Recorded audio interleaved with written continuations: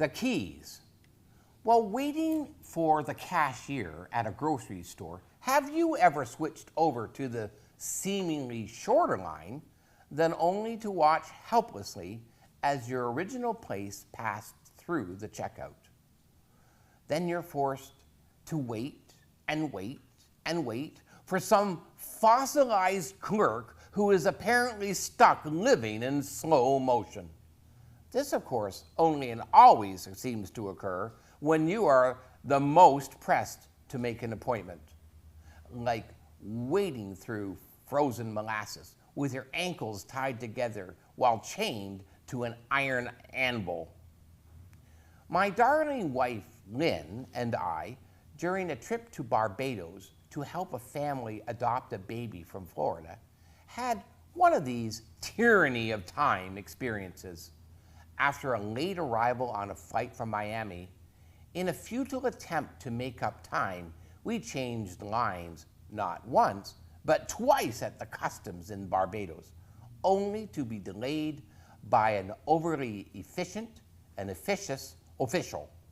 But worse, we then waited beyond the point of patience to the very edge of desperation for our luggage.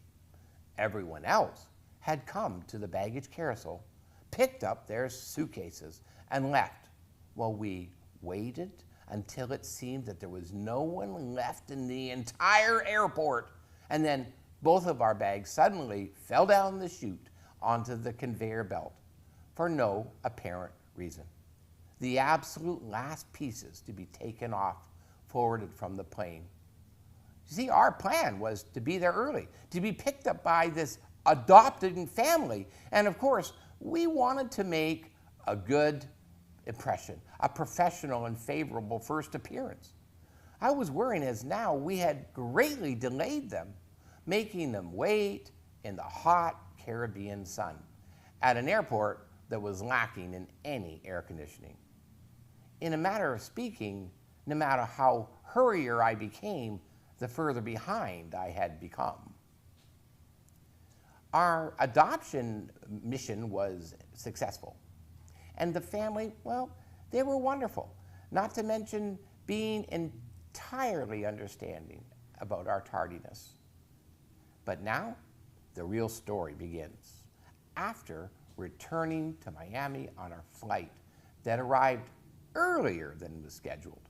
First, Lynn and I sailed right through immigration after being directed by a kind immigration officer past waiting rows of impatient lines of shuffling visitors to an official at the end of the room with no one at his kiosk. He only smiled at us, stamped our passports, and then we raced to the baggage carousel, arriving even before anyone else from our plane. Only 90 seconds later, can you believe it, 90 seconds later, the very first two pieces of luggage to flop out of that chute were ours. I exclaimed, "There is a God, thank you!" So we scooped up our suitcases and roared through customs as there was no one else even in line. We were even on time for the hotel shuttle that was just driving through the airport to return us to our trusty Jetta. Never before we'd ever experienced such a quick exit from any airport, not to mention from an international flight after 9/11. Always in a hurry, we were rushing to visit an adoptive family near Key West, Florida, who had just been blessed with an adoptive baby. But they had left a message on our cell phone that their plans had suddenly changed, so we were not able to meet with them. That was very distressing, as we had arranged our flight schedule and planned our weekend to facilitate this meeting. As Lynn took the messages off our answering machine, the next item was from a couple who really wanted to begin their adoption by commencing the home study. As I threaded through the madness of Miami traffic to the turnpike, then north to home, Lynn telephoned this couple as it was only 8:30 p.m. They lived in it, ready for this, Key West, and they wanted us to visit them the very next day. So I turned the car around to head south. You see, if the plane was late or even on time, or we had the normal delays at the airport, it would have been just too late to phone them, and we would have been unable to visit them for several weeks due to the distance, and also it was Christmas season. God is so good. He replaced the visit that we had with another visit at the same place. Lynn has such a gift for shopping, and she likes nothing better than having a good deal. So trying to find accommodations in the Keys is always challenging. But you know, she managed to find a resort at a subsidized price after she explained that we were an adoption agency coming to help a local couple become a family. It was tired, and I was late when we got there, but the hotel attendant warmly welcomed us, giving us an upscale room right on the ocean, and then lowering the quoted price. Because you know why? Her mother, coincidentally, was the president of the local adoption and foster support group. Only God can do this. In the morning at checkout, the hotel manager recommended a place for breakfast right on the water, where the locals eat. It sounded so idyllic.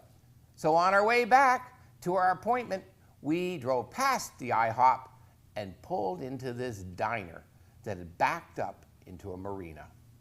We sat down, and the only other person in the entire restaurant was a single fellow who was waiting for his food in the table behind us.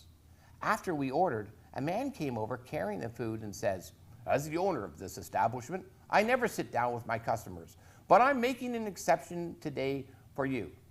And then he sat down at the table with the single man behind us.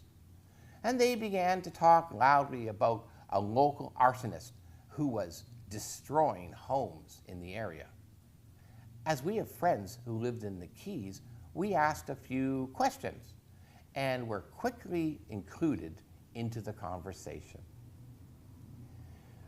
Cell phones, I think cell phones, are the bane of modern existence. You can't live with cell phones, and you can't live without them. Ring, ring, ring. So Lynn picked up the phone while I continued talking to these local yokels. It was one of my best friends who was calling, and he was going through a terrible time in his life. And I heard my very wise wife attempt to encourage him by confidently stating, "You are experiencing painful things that you do not understand. But if you remember, God has a plan for your life and will turn these things somehow into good. Just wait on God for comfort and strength. Seek God for his answer and direction." Lynn later told me that my friend was amazing to hear her say word for word the very same message that the Lord had just revealed to him earlier that morning through his devotion. Well, the owner of the restaurant in the next table also had heard us talking, and he heard my wife's passionate conversation. He suddenly bellowed in bitter sarcasm, "Right, God has a plan for my life and has a reason why he allowed my dear wife and two sweet girls to be killed by a drunk driver on Christmas Eve. Right." Although the rage was evident in his tone, the only thing I saw was years of unrelenting torment etched on his face that scarred his very soul. Without volition and overlooking his deliberate hostility to me, my heart went out to him for his loss, his loneliness, and the savage suffering. So I allowed him to vent his pain and drain the festering wound, which included great anger directed towards God, particularly when in a broken voice he stammered how he had to give the presents away that he had bought and wrapped for his children, and they were underneath the tree waiting for them, but they didn't come home. He'd endured this loss of his beloved family, then faced financial ruin and a major health crisis, which left him handicapped.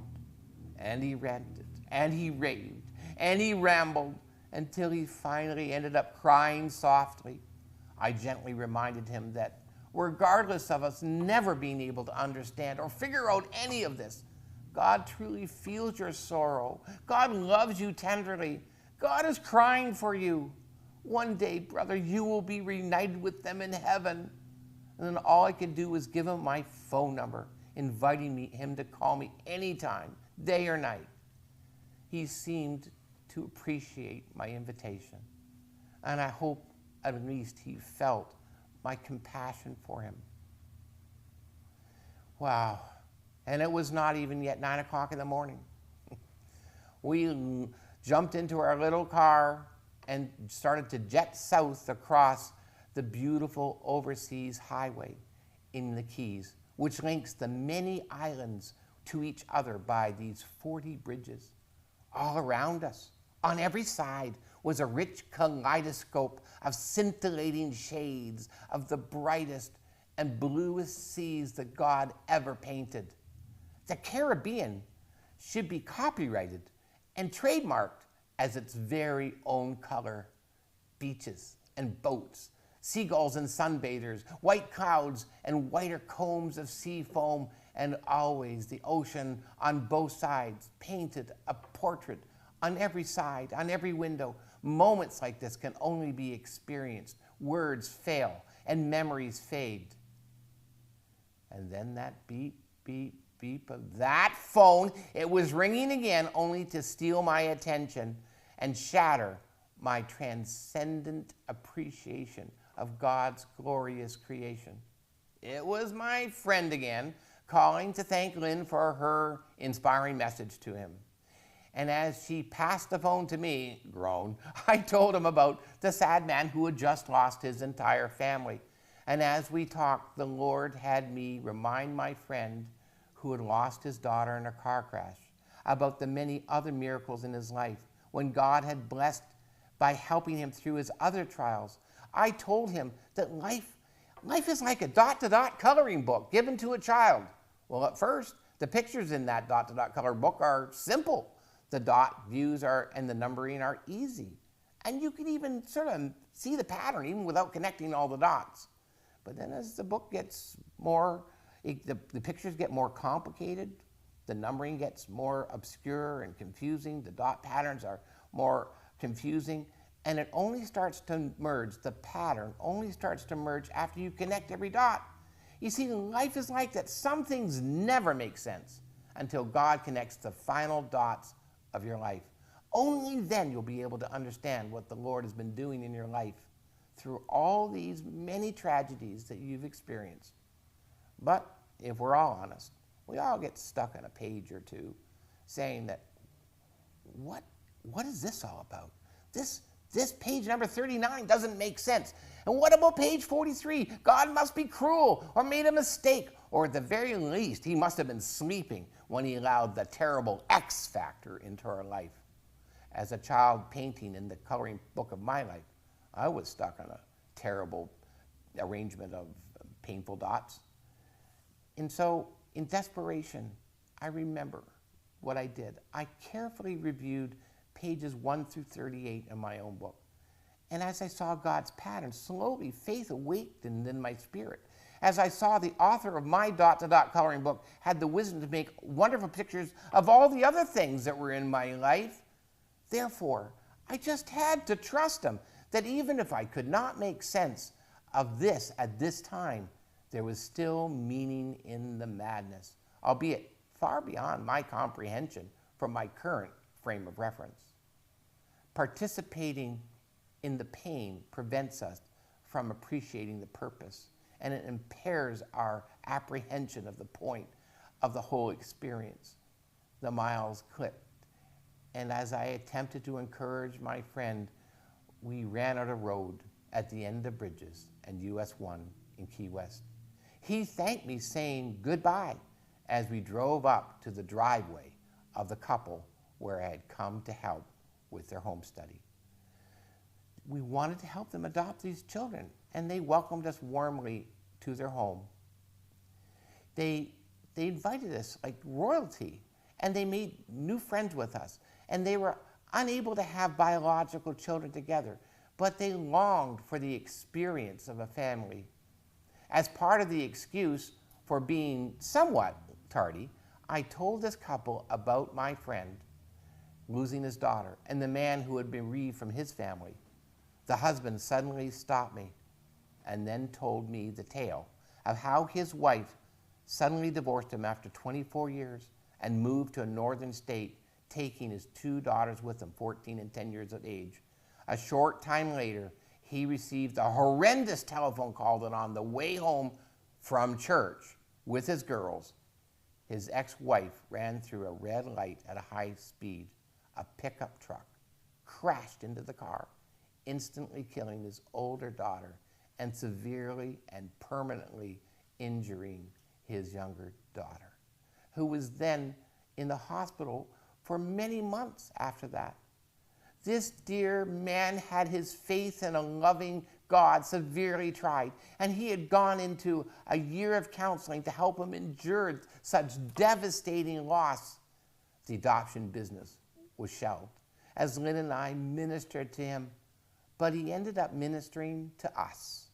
He told us that adopting would bring comfort to him, as he would feel that his life had purpose again in the blessing of providing for a child, now that he had recovered and remarried to a lovely lady. The man agreed that the key to recovering from his overwhelming grief in Key West was to lose his pain in the service of others. We delayed our intended departure as we really wanted to connect with this courageous couple. But it quickly became apparent that it was dark and there was no lights on the Keys. We had to drive home.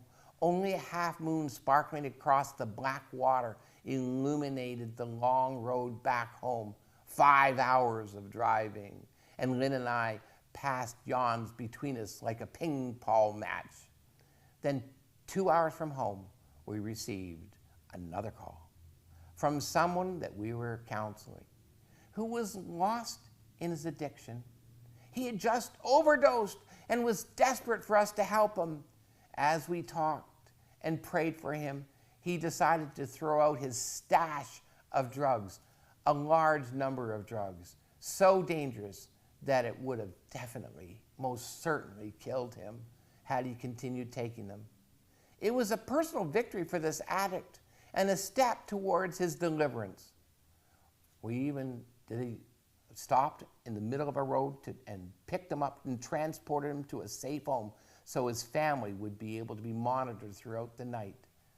By the time we finally arrived home, it was almost 3 a.m., and we instantly fell into a most exhausted, dreamless sleep of marathon runners. But we were happy to have been the pawns of God, being moved around on his chessboard and available for his purposes. You see, the key is that it's much more blessed to give than receive. And our recovery is very much based on getting our internal eyes off of ourselves onto the needs of others. The secret is that the Lord can often use broken people far better than the whole, because only the wounded have learned to survive by drawing comfort from the God of all comfort. The Bible confirms all of this. In 2 Corinthians 1, 3b through 6, it says, God is our merciful Father, and he's the source of all comfort. He comforts us in all of our troubles so that we can comfort others. And when we're troubled, we'll be able to give them the very same comfort that God has given us. For the more that we suffer for Christ, the more that God will shower us with his comfort through Christ. Even when we're weighted down with troubles, it is for your comfort and your salvation. For when we ourselves are comforted, we will certainly be able to comfort you. Then you can patiently endure the same things that we suffer. The key is to learn from the sufferings, draw on God, so that you in turn can be a conduit of comfort to other people. May the Lord bless and take care of you, even in the middle of your pain.